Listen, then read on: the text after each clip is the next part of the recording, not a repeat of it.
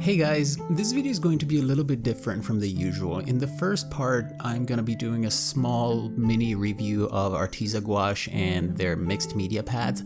And in the second part, we're actually going to be painting some clouds using these products so we can put them to the test. If you're not interested in listening to the review, you can skip ahead to 3 minutes and 5 seconds and you can just jump straight into the painting. So Arteza reached out to me on Instagram and asked me if I'd like to try out some of their products, and of course I said yes because it's free products and who wouldn't.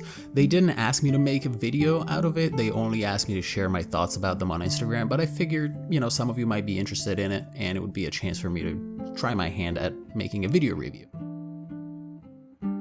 Starting with the sketchbooks, the paper feels really nice. It has a decent thickness to it and a little bit of texture too. It's not as thick and textured as watercolor paper, but then again, it's not watercolor paper, so I really couldn't expect that. But it doesn't buckle too bad. There was a little bit of buckling, but it didn't, the water and the paint didn't pool onto the paper, which was really nice. I didn't really have any major issues with the paper at all, and I will probably be using these sketchbooks for my own paintings in the future. They are, I believe, around $16 for a pack of 3, so if you're looking for some affordable sketchbooks to play around with that are decent quality, I think these are a pretty good option. Each page is also perforated, so you can easily rip them out if you want, if you make a super nice painting and you want to sell it or hang it up in your home, or if you make a super terrible painting and you want to get rid of the evidence, I'm not gonna judge. So that's about it for the sketchbooks. There's not a lot of that you can say about paper, really. So I'm gonna move on to the paint, which is also really, really nice. This set came with 60 colors, which is an incredible amount of colors. I decided to swatch them, as you can see, because I figured you might want to see what they actually look like out of the tube.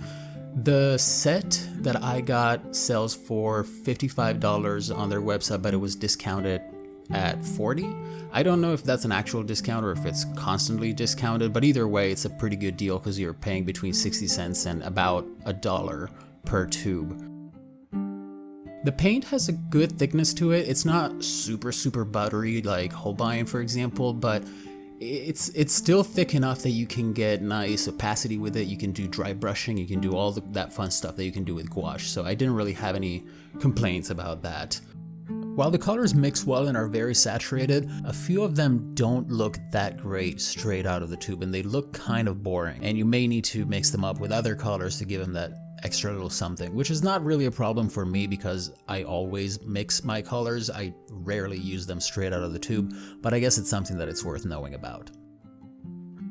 They also have a light fastness chart on each of the tubes and the box itself, so if any of you are interested in that, you can find that information on them. If you're not familiar with the term light fastness, by the way, it refers to how well the pigments resist to fading due to exposure to light. Now, I can't really tell you if they do fade, and if so, how long it takes, because that can take weeks, months, or years, and I obviously haven't had them for long enough, but again, they do have that information available. And that's about it for the paint too. Like I said, this was just a quick first impression type review and I want to let you guys enjoy the painting process, but the bottom line is I would absolutely recommend both the gouache and the sketchbooks to anybody, really. Mostly beginners, because yes, this is a sort of an introductory set, but I will definitely be using some of the colors for my own palette for what it's worth. And believe me, I'm not making any kind of money from this. Yes, they did send me these products for free, but they didn't ask me to make a video, and I certainly am not getting any cut from any of the sales that they make. I don't have a referral code or anything like that, sadly.